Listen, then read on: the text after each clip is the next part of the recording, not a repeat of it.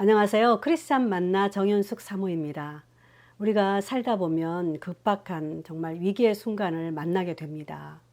사랑하는 사람이 생명을 잃을지도 모르는 그런 촌각을 다투는 상황이 온다면 과연 우리는 어떻게 대처할 수 있을까요? 오늘 말씀에 보면 아브라함이 바로 그런 상황에 처하게 되거든요.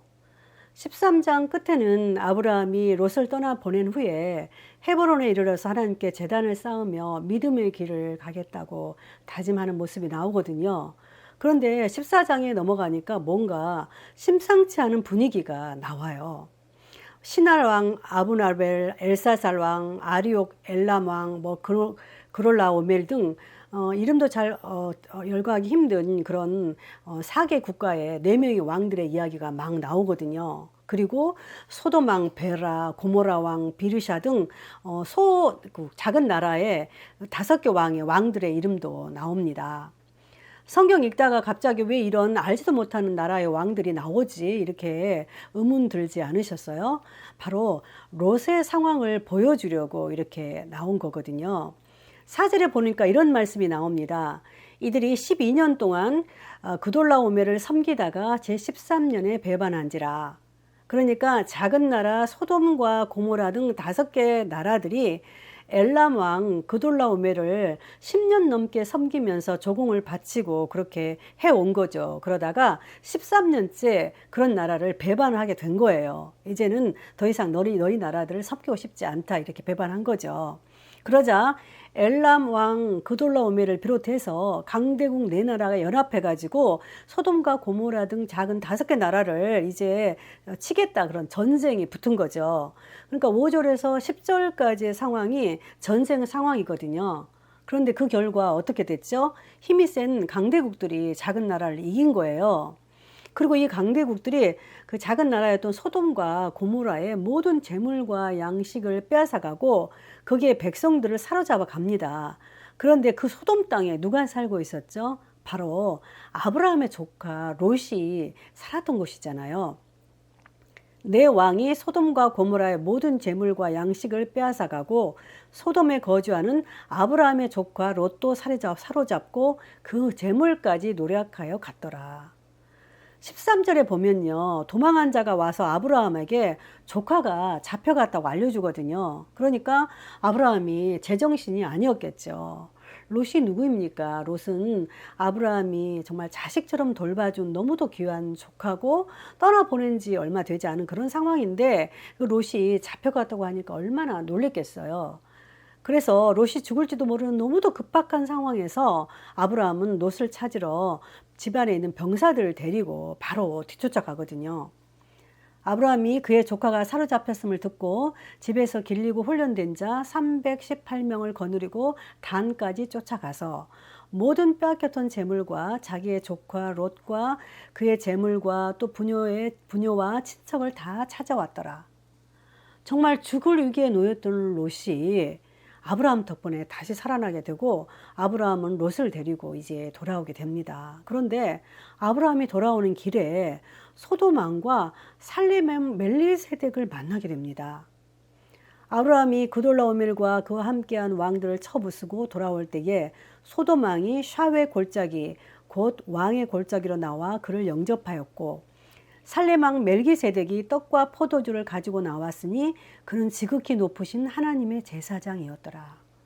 사실 아브라함이 롯을 구출하기 위해서 밤에 강대국 나라 사람들 기습해서 쳐부수고 급하게 돌아왔지만 한편으로는 상대방이 굉장히 강한 강대국 4나라 연합군이잖아요. 그러다 보니까 낮이 되면은 그들이 다시 보복해 올 것이라는 어떤 약간 불안감이 사실 아브라함을 약간 엄습해서 그런 상황 가운데 아브라함이 지금 돌아오고 있는 상태였거든요. 그런데 그런 순간에 하나님의 제사장인 멜기세덱이 떡과 포도주를 가지고 아브라함을 마중 나오는 거잖아요. 그런데 그 제사장 멜기세덱은 왜 나온 걸까요? 멜기세덱은 아브라함을 보자마자 하나님께 아브라함을 축복해 달라고 기도하기 시작합니다. 19절 그가 아브라함에게 축복하여 이르되 천지의 주제이시오 지극히 높으신 하나님이여 아브라함에게 복을 주옵소서. 너희 대적을 내 손에 붙이신 지극히 높으신 하나님을 찬송할지로다 하매 아브라함이 그 얻은 것에서 10분의 1을 멜기세덱에게 주었더라.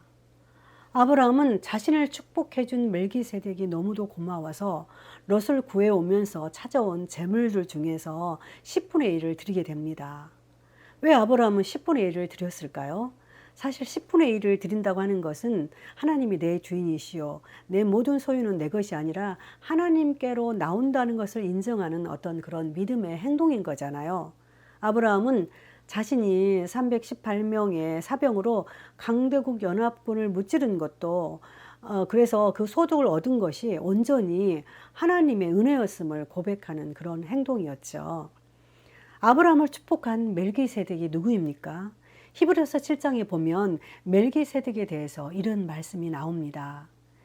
이 멜기세덱은 살렘 왕이요 즉히 높으신 하나님의 제사장이라 여러 왕을 쳐서 죽이고 돌아오는 아브라함을 만나 복을 빈 자라.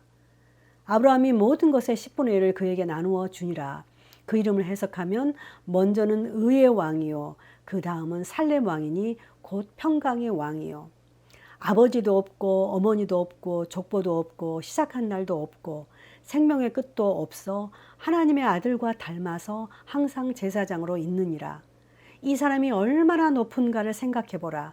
조상 아브라함도 노량물 중 10분의 1을 그에게 주었느니라. 사실 멜기세덱은 예수님의 모형으로 해석되고 있어요. 여기 보면 평강의 왕 그런 말씀이 있잖아요. 멜기세덱은 평강의 왕, 우리 예수님의 평강의 왕의 그런 모습을 닮은 모습으로 나타나고 있잖아요. 하나님은 아브라함에게 멜기세덱을 보내심으로 내가 너와 함께 하고 있음을, 너가 힘들고 어려운 순간마다 내가 너를 돕고 있다는 것을 보여주셨어요. 우리도 인생을 살다 보면 정말 예기치 않게 위기의 순간을 많이 만나게 되죠.